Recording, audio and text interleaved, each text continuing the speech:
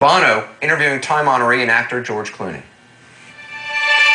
What went through your mind the first time you saw the sort of the squandering of human life that's an everyday experience in Darfur, in the Sudan, or in Chad, and you've seen life slip away? And I mean, were you angry? Were you upset? Were you embarrassed because the West looked like it's turning its back on another genocide? I mean, I'd like to actually understand what's the... You do all of those things. First, you're really angry and you want like a bunch of planes that say UN on them to come in with bombs and just take out all the bad guys. That's the first reaction you have.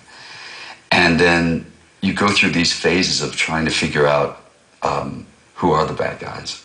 Why are they the bad guys? Usually they are all, if you're an actor, when you play a bad guy, you have to justify why you really are that guy. There has to be a reason why you're doing these things. And it's usually, you have to come to the bottom of it, and you find that it's almost always oil. Strangely, it's oil in the Sudan for the most part. I guess so. It comes down to those sort of issues where you think the people who need to take the lead have no vested interest in taking the lead. China needs to take the lead.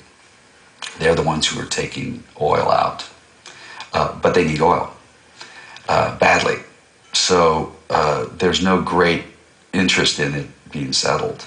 There's two sorts of ways of doing this. You can do it strictly from an activist, advocate kind of way, which is, shame on you guys and you should do this. And you need that group. You need those people out there yelling and screaming and saying, China, you're not doing your bit. You have to have that group. This is genocide, and screaming and yelling.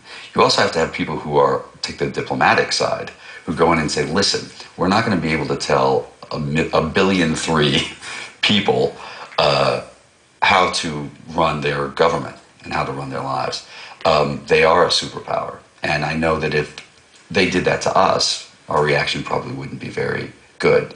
So what you find is, rather than trying to attack them, although you need people doing that, in general, my tact, or the tact of the people, and things I've learned from you in many ways, is to try to appeal to their better angels and say, listen, isn't there some way that you can take the lead on this and be the heroes in this situation? And that's what you try to find a way to let them win. And another thing I admire about you is that you've managed to make joyous films, fun stuff that's just pure cinema, and the joy of watching great actors and a great story. But you, at the same time as making hardcore political opuses like Syriana or whatever like that. And you've managed this, and this really is, you're the only one who's managed to stay light-footed while throwing a very heavy punch. And actually, I think that might be why you're able to throw such a heavy punch. I think it's probably always true of great boxers, aren't they? And I think that's what we've come to admire. Could that be ever applied in a domestic situation? Do you think, could you imagine you running for office in the United States? No, I thought about it years ago, a lot of years ago. Because, it's sort of in my, if you're son of a journalist, you've really been around politics your whole life. And I thought about it. I did a TV show, Steven Soderbergh and I did a TV show a few years back in D.C. called K Street. And we used real politicians and worked every day in the room with, consultants, and it's Mary Madeline and James Carville and Michael Deaver and Ken Edelman and neocons and liberals and the whole sort of group. And the longer I was there, the more I realized that it just,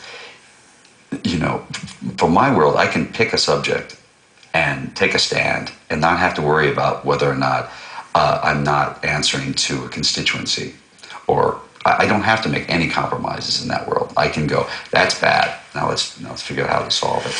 The thing that's frustrating about what it is that we're trying is that we're also failing.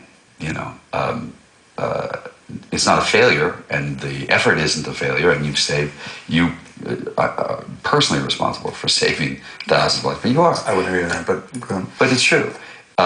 But the people in Darfur are no better off now than they were 5 years ago.